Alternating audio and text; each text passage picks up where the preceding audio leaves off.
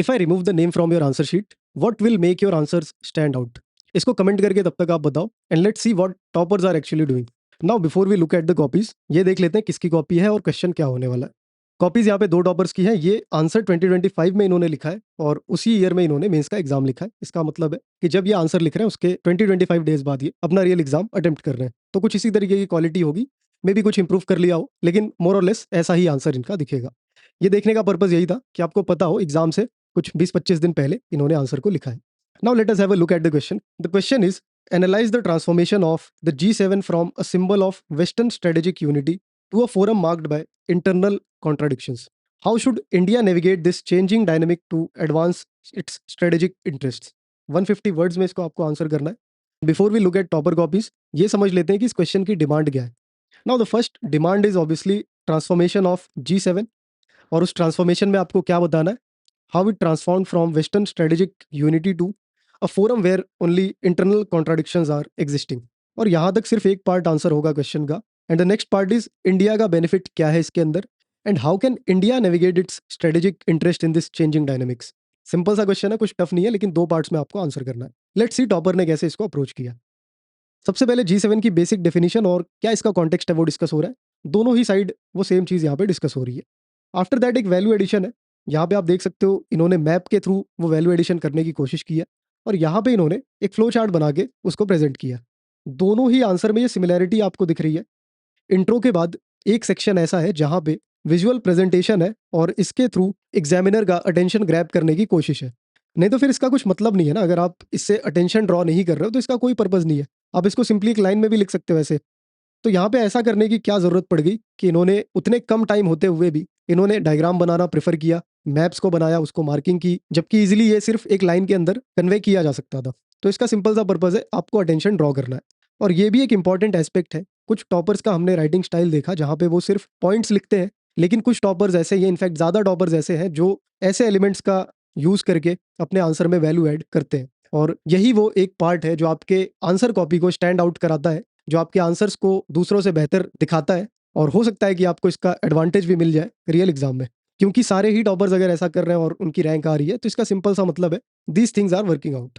Now कुछ points देख लेते हैं। First point is rising fragmentation. US का वॉक अवे करना और उसका खुद को अलग करना, वो सारी चीज़ें यहाँ पे इन्होंने डिस्कस की है। नेटो पॉलिटिक्स जो है उसकी वजह से ओवर शैडो हो जा रहे हैं इनके इंटरेस्ट, वो अगला पॉइंट है। राइजिंग मिसट्रस्ट उसके बाद का पॉइंट है, जहाँ पे मागा पॉलिटिक्स की इन्होंने बात की है, मेक अमेरिका ग्रेट अगेन, और ये बहुत ज़्यादा पुश किया जा रहा है, तो वो भी कहीं ना कहीं एक मिसट्रस्ट का रीज़न है, और इसकी वजह से G7 के अंदर जो फ्रिक्शन है वो देखा जा सकता है।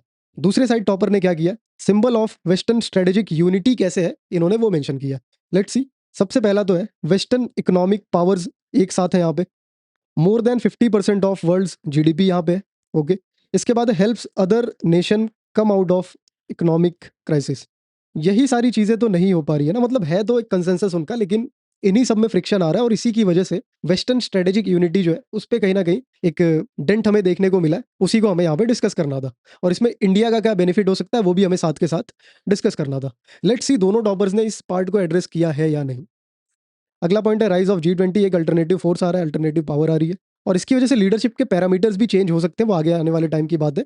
लेकिन एक अल्टरनेट फोर्स यहाँ पे दिख रही है जो ज़्यादा रेलिवेंट प्रेजेंट डे में दिख रही है। इकोनॉमिक कैपिटल है, ठीक है, फाइनेंशियल सिस्टम्स है वेस्ट का, और उससे फ़ायदा मिल रहा है, और कहीं ना कहीं WTO वगैरह फॉल कर रहा है, तो वो भी एक रीज़न हो सकता है कि वो पूरा जो इकोनॉमिकल सेंटर जो है वो कहीं ना कहीं हमें दिख रहा है कि चेंज हो सकता है, क्योंकि इमर्जिंग इकोनॉमीज जो है G20 के अंदर है, तो इसकी वजह से भी G7 की जो इंपॉर्टेंस है वो कम हो रही है। ठीक है, यहाँ पे अच्छे पॉइंट्स हैं। दूसरे साइड कुछ पॉइंट्स है वो देख लेते हैं। पहली हेडिंग में इन्होंने सिर्फ यहाँ पे symbol of western strategic unit कैसे है वो प्रेजेंट किया था। इसके बाद इंटरनल कॉन्ट्राडिक्शंस को ये अलग से मेंशन कर रही है यहाँ पे, देखते हैं क्या है वो। राइजिंग प्रोटेक्शनिज्म, ठीक है, वही मेक अमेरिका ग्रेट अगेन वाला ही पॉइंट यहाँ पे भी दिख रहा है, उसकी हेजेमनी दिख रही है हमें। एग्रेसिव ट्रेड पॉलिसीज है, इकोनॉमिक इंटरेस्ट इन्वॉल्व हो गए, मिसट्रस्ट राइज हो रहा है। इसके अंदर टेरिफ्स की बात की इन्होंने यूरोपियन नेशन के ऊपर। ये सारे पॉइंट्स हैं, इसी की वजह से कहीं ना कहीं फ्रिक्शन है। और इसके साथ साथ rise of new economic powers, और इंडिया और ब्राज़ील या चाइना जैसी जो इकोनॉमिक पावर्स है, चाइना तो ऑलरेडी खैर हो चुका है इकोनॉमिक सुपर पावर, लेकिन राइजिंग इकोनॉमीज है इंडिया ब्राज़ील, वो भी कहीं ना कहीं जो इंपॉर्टेंस है इसकी उसको कम कर रहे हैं। तो यहाँ तक तो हमने देख लिया, रीज़न दोनों ने बता दिए कि क्यों फ्रिक्शन है, क्या ऐसे रीजंस है। अब इसमें इंडिया कैसे अपना फायदा निकाल सकता है, that you have to answer. यहाँ पे पहला पॉइंट है मल्टी वेक्टर बैलेंसिंग। ना मल्टी वेक्टर बैलेंसिंग का कुछ बहुत ज़्यादा अलग मतलब नहीं है। मल्टीलेटरलिज्म और मल्टी डायमेंशनल होना ही, मल्टी डायरेक्शनल होना ही इसका मतलब है कि आप हर डायरेक्शन से बैलेंस कर रहे हो, हर वेक्टर को फोकस कर रहे हो और उसको बैलेंस कर रहे हो। इसमें एग्जांपल इन्होंने G7 डायलॉग पार्टनर था इंडिया 25 में, उसका मेंशन किया है। तो यहाँ से हमें दिख रहा है कि पार्टनरशिप हो सकती है और अगर इनवाइट किया जा रहा है हमें, तो सीधी सी बात है कि हमारा कुछ इंटरेस्ट होगा, उनका कुछ इंटरेस्ट होगा और एक स्ट्रेटेजिक इंटरेस्ट हम अपना यहाँ से फुलफिल कर सकते हैं। तो अच्छा पॉइंट है ये। रिकॉग्निशन एज की पार्टनर वही बात होगी जो इन्वाइट किया गया था 2025 में। तो ये एक अच्छा पॉइंट है, दोनों ही सिमिलर से ही पॉइंट है, मर्ज किया जा सकता था। अल्टरनेटिव फोरम्स लीडरशिप का अगला पॉइंट इन्होंने रखा है, जहाँ पे G20 दिल्ली डिक्लेरेशन की इन्होंने बात की है, जहाँ पे हमने देखा कि अफ्रीकन यूनियन को भी हमने फॉर्मली इसमें इंक्लूड किया। इसके साथ साथ वसुधैव कुटुंबकम की यहाँ पे बातें की हमने, वन अर्थ और वन फ्यूचर की। तो वो सारे पॉइंट से हम लीडरशिप दिखा सकते हैं और इंडिया का इंटरेस्ट दिखा सकते हैं कि इंडिया सबके साथ अलाइन होकर चलना चाहता है और इससे हमारे बहुत सारे फायदे हैं, इकोनॉमिकल और स्ट्रेटेजिक, हर तरीके से। तो अच्छे पॉइंट्स यहाँ पे हमें देखने को मिल रहे हैं। इंडिया का जो स्टैंड है वो क्लियर यहाँ पे दिख रहा है हमें इनके पॉइंट्स के अंदर। नेक्स्ट पॉइंट है positioning as south western power. ठीक है, AI समिट वगैरह का मेंशन है यहाँ पे। इसके बाद है बिल्डिंग काउंटर रिलेशंस। ठीक है, क्वाड इन्वॉल्वमेंट है, चाइना का अल्टरनेट भी है इंडिया। तो ये सारे पॉइंट्स यहाँ पे इन्होंने मेंशन किए और यहाँ पे फाइनली एक कंक्लूजन है शॉर्ट सा। इसके साथ इनका आंसर कंप्लीट हुआ है। दूसरे साइड पे कुछ पॉइंट्स रह गए थे, वो देखते हैं। इंडिया का क्या इंटरेस्ट है, कैसे वो इस पूरे फ्रिक्शन में अपना स्ट्रेटेजिक इंटरेस्ट बढ़ा सकता है, उसको यहाँ पे इन्होंने आंसर किया है बाय फोकसिंग ऑन इंगेजमेंट। जो डायलॉग प्लेटफॉर्म्स है उसमें हम अपना फोकस इंक्रीज कर दें, उसमें अपना पार्टिसिपेशन इंक्रीज कर दें, बेसिक पॉइंट है। इसके बाद अगला पॉइंट है पुटिंग ग्लोबल वॉइस, जहाँ पे मल्टीलेटरलिज्म की इन्होंने बातें की है, रूल बेस्ड होने की बातें की है। बेसिक सा पॉइंट है, कुछ अच्छा पॉइंट यहाँ पे नहीं दिख रहा है इस साइड पे, वो आप देख सकते हो। और लास्ट पॉइंट है बायलैटरल इंगेजमेंट्स है, G7 कंट्रीज के साथ या फिर G7 पावर्स के साथ, G7 नेशंस के साथ, जिसमें FTAs हैं, UK USA वगैरह का मेंशन किया इन्होंने। और फाइनली यहाँ पे इन्होंने भी कंक्लूड किया, एक शॉर्ट सा कंक्लूजन है। अब यहाँ पे आपने देखा कि कुछ पॉइंट्स थे, कुछ वैल्यू एडिशन था। ये वैल्यू एडिशन जो आपने यहाँ पे देखा, ये थोड़ा बेहतर है इस वाले से। यहाँ पे पॉइंट्स भी बेहतर आपको दिखे। इनकी जो कॉपी है वो स्टैंड आउट कैसे करेगी, वो इनके इस स्टाइल से स्टैंड आउट करेगी, इनके पॉइंट्स के तरीके से स्टैंड आउट करेगी। अगर मैं आपके सामने आदित्य श्रीवास्तव की कॉपी रख दूँ, आप सभी पहचान जाते हो कि ये आदित्य सर की कॉपी है। अगर मैं आपके सामने आकाश धुल की कॉपी रख दूँ, हो सकता है उनकी हैंडराइटिंग से आपको समझ आ जाता हो कि ये उनकी कॉपी है। या फिर अनिमेश प्रधान की राइटिंग स्टाइल देख के आप पकड़ लेते हो कि ये उनकी कॉपी है। सिमिलर आप पीछे टॉपर्स को ले लो जो इसके पहले रह चुके हैं, श्रुति मैम की कॉपीज देख के डायरेक्टली पता लग जाता है कि ये श्रुति मैम की कॉपी है, जिस तरीके से उनके आंसर करने का तरीका था उससे। इस तरीके का आपको भी एक स्टाइल बनाना पड़ेगा। लास्ट ईयर एक और टॉपर थी मेधा आनंद, उनकी भी कॉपीज बहुत अच्छी होती है, वैल्यू एडिशन बहुत अच्छा होता है, डायग्राम वगैरह बहुत यूज़ करती थी वो। तो आपको एक आइडेंटिटी बनानी पड़ेगी अपने आंसर्स के अंदर। वो आप कैसे कर सकते हो, वैल्यू एडिशन करके कर सकते हो। यहाँ पे कुछ देखो, ये आपको विजुअल्स दिख रहे हैं, ये डायरेक्टली आप एग्जाम में यूज़ कर सकते हो।